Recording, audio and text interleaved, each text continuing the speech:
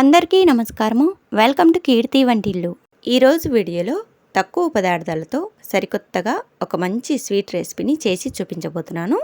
పాలు పంచదార ఉంటే చాలు 10 నిమిషాల్లో నోట్లో వెన్నలా కరిగిపోయే స్వీట్ రెడీ అవుతుంది. ఈ రెసిపీ మీకు నచ్చినట్లయితే ఒక చిన్న లైక్ చేయండి ఫ్రెండ్స్. ఇంకా లేట్ చేయకుండా ఈ రెసిపీ ఎలా తయారు చేసుకోవాలో చూసేయండి. ముందుగా ఒకటి మందపాటి కడాయి తీసుకొని శుభ్రంగా కడిగి స్టవ్ పైన పెట్టుకోండి. కడాయిలోనికి 4 కప్పులు పాలు వేసుకోవాలి. నీళ్లు కలపని చిక్కటి పాలు తీసుకోవాలి. 4 కప్పులు పాలు అంటే అర్ధ లీటర్ పాలు తీసుకున్నాను. పాలు వేసుకున్న తర్వాత 1 కప్పు చక్కెర వేసుకోవాలి. స్వీటు బాగా తీయగా ఉండాలి అనుకుంటే మరో పావు కప్పు ఎక్కువ చక్కెర వేసుకోవాలి. అంటే మొత్తం 1.25 కప్పు చక్కెర వేసుకోండి. అన్నీ కూడా ఒకే కప్పు కొలతతో తీసుకోండి. చక్కెర వేసుకున్న తర్వాత స్టవ్ ఆన్ చేసుకొని ఇలా కలుపుకుంటూ పాలలో చక్కెర పూర్తిగా కరిగేంత వరకు మరిగించుకోవాలి.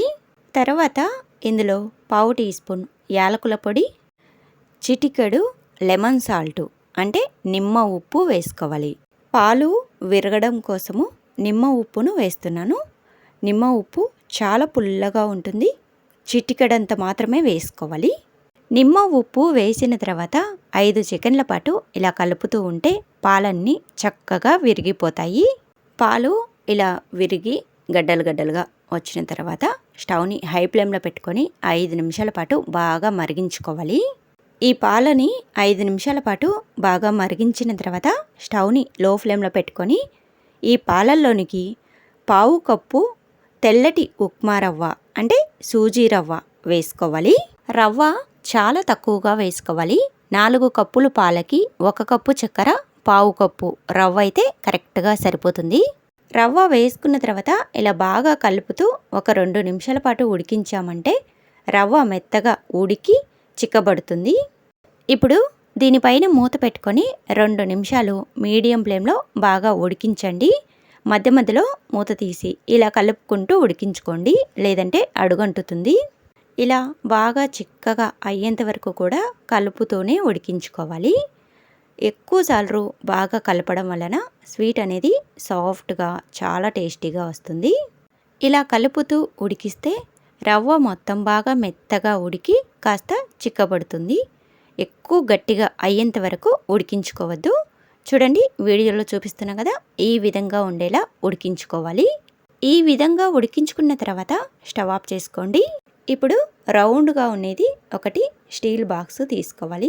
ఈ బాక్స్ లోపల ఒక బటర్ పేపర్ పెట్టుకొని కొంచెం నూనెని అప్లై చేసుకోండి. తర్వాత ఈ స్వీటుని ఇలా గిన్నెలోనికి వేసుకోవాలి. అడుగున బటర్ పేపర్ వేయడం వలన గిన్నెకి అంటుకోకుండా ఉంటుంది. ఇలా స్వీట్ మొత్తం వేసుకున్న తర్వాత గరిటెతో ఇలా అంతా కూడా సమానంగా అనుకోవాలి. ఇప్పుడు ఈ గిన్నెని 1 గంట డీప్ ఫ్రిడ్జ్లో పెట్టామంటే ఈ స్వీట్ అనేది గట్టి పడుతుంది.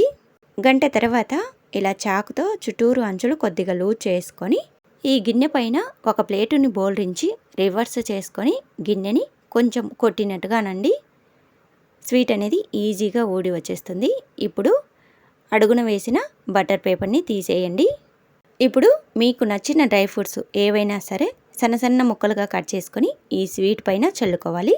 ఇవి రాలిపోకుండా చేతితో లైట్గా ఒత్తండి. తర్వాత మీకు నచ్చిన షేప్లో కట్ చేసుకొని తినండి. సాఫ్ట్గా నోట్లో వెన్నలా కరిగిపోతుంది. చాలా బాగుంటుంది. తప్పకుండా ట్రై చేసి మీకు ఎలా వచ్చిందో కామెంట్ చేయండి. Thanks for watching.